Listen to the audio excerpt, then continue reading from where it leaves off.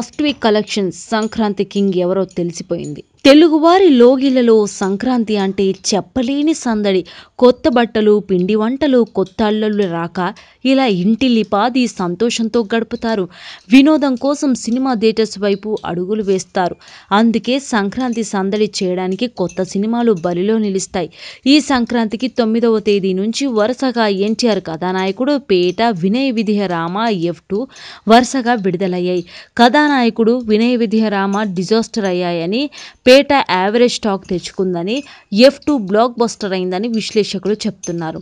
నందమూరి బాలకృష్ణ తండ్రి ఎన్టీఆర్ పాత్రలో నటించిన కథానాయకుడి చిత్రానికి క్రిష్ దర్శకత్వం వహించారు. ఈ చిత్రంపై భారీ అంచనాలు ఉన్నప్పటికీ కేవలం గొప్పలు చెప్పుకోవడం మినహా ఎమోషన్స్ లేకపోవడంతో ఈ సినిమా ఆడియన్స్కి కనెక్ట్ కాలేదని అంటున్నారు. మహానటి సినిమాలో ఉన్న ఎమోషన్స్ ఇందులో లేవని తేల్చేస్తున్నారు. 5 రోజుల్లో కేవలం 21 కోట్లు మాత్రమే వసూలు చేసింది.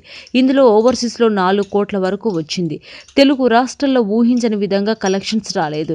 ఇక గత ఏడాది రంగస్థలం మూవీతో హిట్ కొట్టిన రామ్ చరణ్ ఈ సంక్రాంతికి బోయపాటి సీను డైరెక్షన్లో వచ్చిన వినయ విధేయ రామ డిజాస్టర్ అయిందని తేల్చేస్తున్నారు. 3 రోజులకు 45 కోట్లు షేర్ రాబట్టింది. ఎన్నో అంచనాలతో వచ్చిన ఈ సినిమా ఘోర పరాజయం మూటగట్టుకుందని అంటున్నారు. ఇక డబ్బింగ్ మూవీ అయినప్పటికీ రజనీకాంత్ నటించిన పేట మూవీ మంచి టాక్ తెచ్చుకుంది. సిమ్రాన్, త్రిష హీరోయిన్స్గా నటించారు. ఎన్టీఆర్ కథానాయకుడు. వినయ విధియ రామ నిరాశపరచడంతో ఇక అందరూ పేట మీద మొగ్గు చూపుతున్నారు.